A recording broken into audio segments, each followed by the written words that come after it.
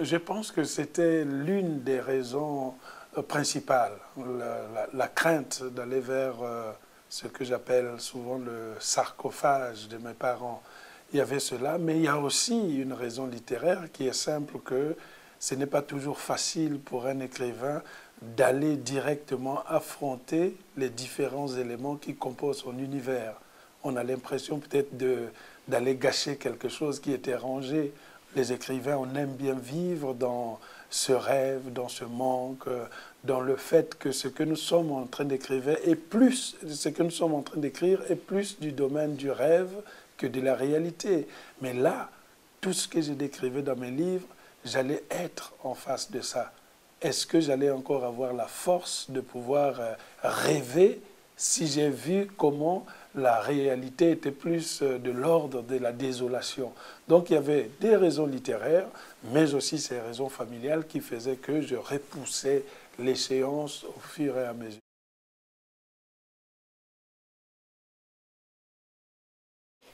Mais le livre s'est écrit d'une manière presque, j'allais dire, naturelle, puisque souvent il y a des livres, on réfléchit, on est secoué par quelque chose, et puis on fait son plan, on écrit. Mais il y a d'autres livres qui semblent venir à vous. Je n'étais pas forcément allé pour écrire un livre.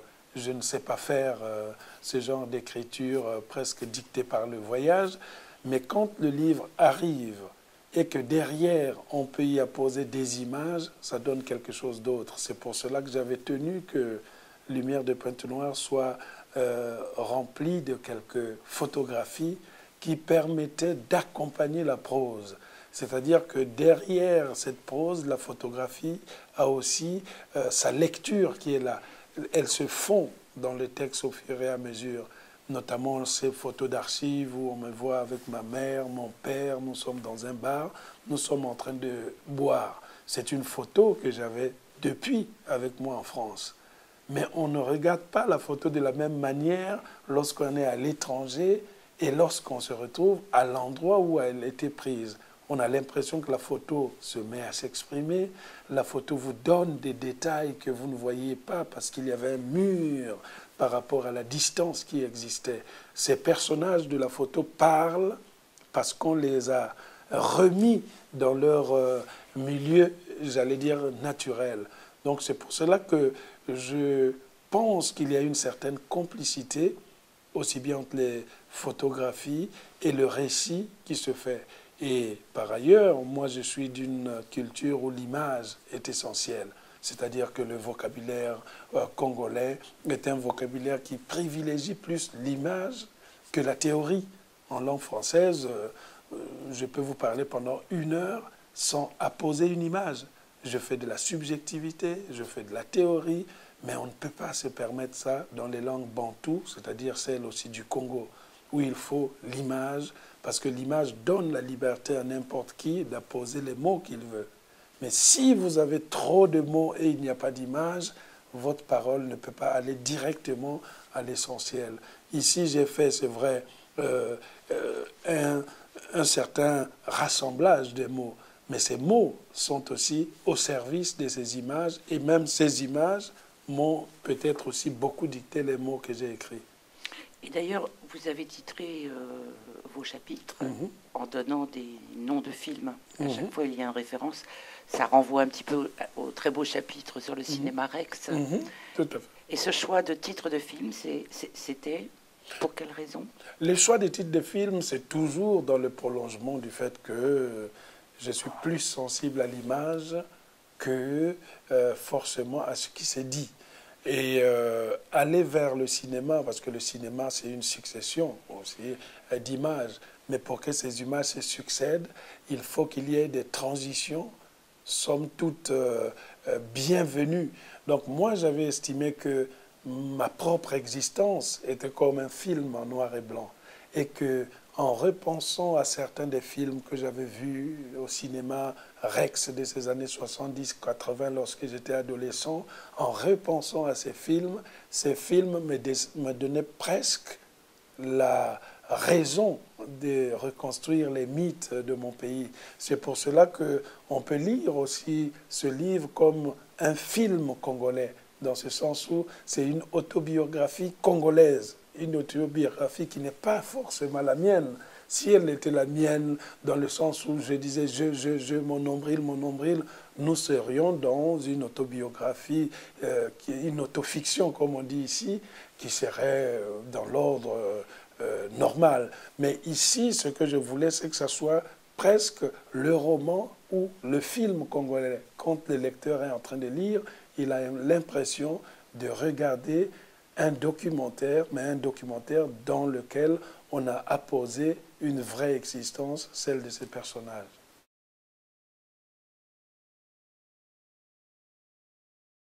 C'est une chance que d'avoir en face de soi les personnages qu'on a décrits dans un fantasme, dans une certaine mythification. De les voir en présence, on se demande quel est le pouvoir de la fiction. Est-ce que entre la réalité et la fiction, il faudrait privilégier la fiction ou bien revenir à la réalité? Et moi, j'ai compris en voyant mes propres personnages que l'existence, quelle qu'elle soit, chacun de nous est toujours traversé par cette dualité de la fiction et de la réalité. Nous sommes toujours sans cesse en train de jouer un rôle dans cette existence. Et le rôle justement du romancier ou de l'écrivain, c'est de capter cette part de fiction pour que les personnages, même lorsqu'ils sont dénués dans la réalité, mais ils deviennent des êtres immortels grâce au pouvoir de l'imaginaire. En revoyant mon propre frère, ce qu'on dirait en Europe demi-frère, que j'avais magnifié, il était tout beau à l'époque, la propriété, on a vu son existence dans un de mes livres, Demain j'aurai 20 ans, et de voir qu'il était devenu presque un soulard qui errait dans les rues, je me suis dit, ce n'est pas lui, il est en train de jouer un rôle dans la réalité. Et lui, il a compris en tant que personnage, puisque pour se vanter auprès des autres, il disait, je suis un personnage de roman. Et ça, vous ne l'êtes pas tous. Sa vraie vie, c'est dans cette fiction. Et comme dirait Cocteau, un enfant qui ne rêve pas est un monstre. Lui, il continue à rêver. Il pense que le fait d'avoir une vie désormais délabrée n'est qu'une illusion. Sa vraie vie n'est plus dans ce qu'on voit à Pointe-Noire tous les jours. Sa vie, celle qu'il a choisie, c'est celle qui se trouve dans le roman. Et beaucoup de personnages sont pareils dans ce livre. Quand on prend le chapitre sur la femme à deux visages, j'ai cette cousine qui s'appelle Bienvenue. Je suis venu discuter avec lui et je voulais qu'on la prenne en photo. Il a dit non, il ne faut pas prendre ce visage. Je vais aller rechercher la photo de ma jeunesse et on l'a prise avec son visage plus la photo de sa jeunesse, ce qui faisait qu'il avait la sûreté d'avoir avec lui la réalité et la fiction. Si vous la dédaignez dans la réalité, la photo de la jeunesse est là pour vous rappeler « je suis un personnage fantasque, je garde dans ma tête cette jeunesse qui, elle, est éternelle, alors que la réalité est éphémère ».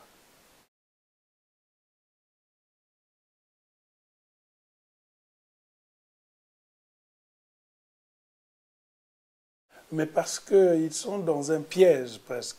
Quand vous quittez l'Afrique et que vous partez à l'étranger, ceux qui sont restés vont croire que vous êtes forcément riche, vont croire que vous êtes forcément quelqu'un qui est arrivé au summum même de la réussite.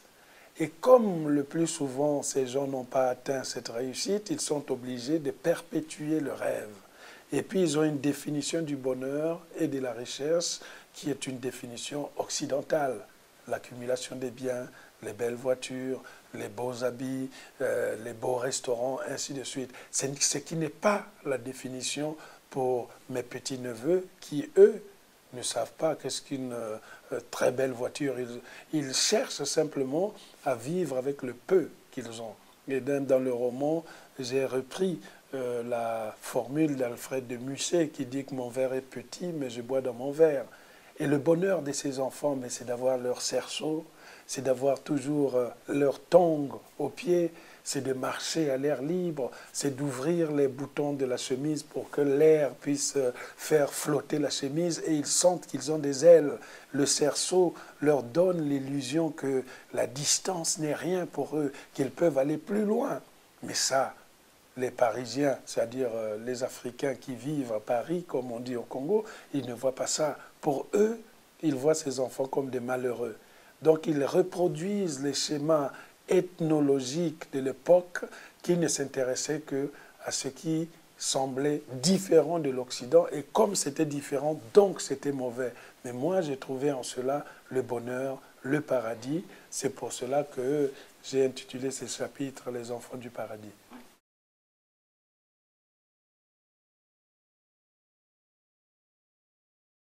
J'admire ces bruits et cette fureur, c'est important. Si j'arrive à capter cette vie congolaise, alors je suis un homme heureux. C'est parce que il y a tout cela que j'existe. C'est parce que ces gens qui se promènent dans la rue, qui ne s'occupent pas de la montre, parce que chez nous, le temps, il est élastique. On le tire comme on veut. Ici, le temps, il n'est pas élastique. Hein. Quand vous avez raté quelque chose, vous ne le rattrapez plus. Hein. Il y en a qui sont toujours à la recherche du temps perdu, qui ne le trouveront jamais. Mais chez nous, non. Il n'y a jamais de temps perdu. Parce qu'on s'est dit, j'ai raté quelque chose aujourd'hui, mais demain, je ferai tout pour l'avoir. Et vivre dans cette population, dans cette rue, dans ce foisonnement, c'est ça qui crée peut-être la sérénité qui a habité pendant longtemps mon enfance.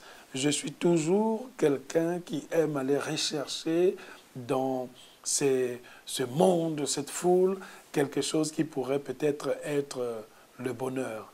Donc le bonheur, finalement, c'est de vivre ensemble. C'est ça l'essentiel. Vivre ensemble, c'est difficile, c'est ce que nous recherchons depuis longtemps. Et ça, je l'ai ressenti quand je suis revenu. Et ma grande douleur, c'est justement, c'est que cette foule, parfois, ne peut pas reconnaître que je suis à l'intérieur d'elle. Je suis comme une tache, j'allais bien me dire, comme une mouche dans une casserole de lait. Donc tout de suite, quand j'arrive, on sait que je suis arrivé. Et la chose, c'est qu'on n'arrive pas à m'intégrer directement. On veut me traiter comme quelqu'un qui est venu de loin. On ne veut plus agir normalement. Et toute ma quête dans mes livres, c'est de faire de sorte de dire à ces gens que je suis un des vôtres. Même si je suis allé très loin, je demeure celui que vous avez connu et je ne voudrais pas ne plus être celui que j'étais à l'époque où j'étais là. C'est pour cela que j'avais repris dès les premiers chapitres la formule de ma mère qui disait de rester celui que j'étais parce que l'eau chaude n'oublie jamais qu'elle a été froide. Donc c'est un peu cette philosophie. C'était l'une de mes questions. Je voulais vous demander s'il vous était arrivé d'oublier. Non, il m'arrive jamais d'oublier parce qu'il y a toujours des repères. J'ai la musique de chez moi, je suis les informations, je côtoie toujours le milieu congolais, quel qu'il soit. Et puis, j'ai la chance d'avoir gardé des vrais souvenirs.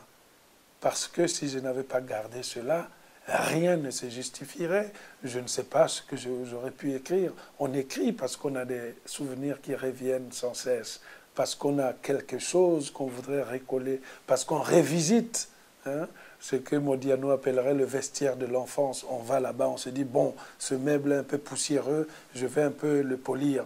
Mais parfois, il ne faut pas trop enlever la poussière parce que c'est ça qui montre que ça s'est bonifié.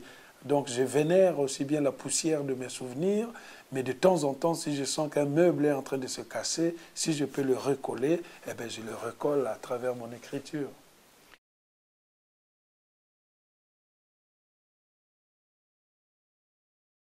Tombouctou, c'est quand même pour nous notre Rome antique avec la bibliothèque, les bibliothèques qui sont là, les archives, les anciennes universités de l'époque, bref, le fondement même de la culture. En général, quand on s'attaque ainsi à ces cultures, ça veut dire qu'on a perdu des repères, qu'on ne sait pas voir comment régler quelque chose. La France intervient au Mali dans ce sens. Moi, je pense que si on défend la culture, si on enlève le fondamentalisme, je suis pour cette intervention. Elle est nécessaire pour sauver un tel pays. Mais qu'il n'y ait pas derrière des interventions des mobiles plus tard qui pousseraient peut-être à pérenniser de manière subreptice une colonisation.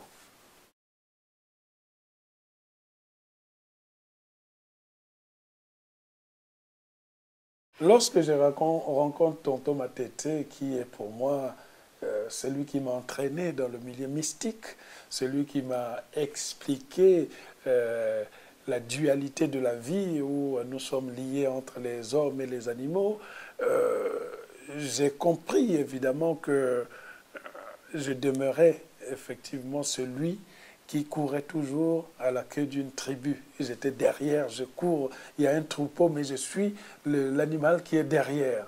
C'est une position qui peut être confortable parce que si devant il y a un fossé, ben, tout le troupeau va, si j'étais comme des moutons de parnure, moi j'aurais derrière le temps de freiner. Mais c'est aussi une mauvaise chose. Parce, voilà, s'il y a un lion derrière, il s'attaque toujours au plus faible qui est justement derrière dans ce sens. Donc je dois à la fois regarder devant pour me prévenir du fossé qui pourrait être là et regarder derrière pour m'assurer qu'il n'y a pas un carnivore ou un carnassier qui viendrait peut-être me manger. Et Tonton Matete dans ce livre représente le garant même de mon éducation mystique dans ce sens. Parce que la manière avec laquelle il vient me voir dans la chambre et dans mon salon, moi je croyais que c'était pour me demander de l'argent, mais c'était pour consolider ce qu'il avait commencé bien avant lorsque j'avais 10 ans, c'est-à-dire m'amener dans la brousse pour me mettre indirectement en face d'un animal qui était censé être mon double. À plusieurs reprises, ceux que vous croisez vous lancent bon, bah, tu reviendras encore dans 23 ans. Et quand on lit le livre, y compris le dernier chapitre sur la côte, il y a une sorte de nostalgie instantanée. C'est-à-dire, on a l'impression qu'il y a d'un côté une tendresse pour le passé qui s'exprime, mais aussi une sorte d'adieu à demi formulé en permanence dans tout le livre. Et d'ailleurs, la dernière phrase, vous vous interrogez. Quand reviendrai-je? Oui.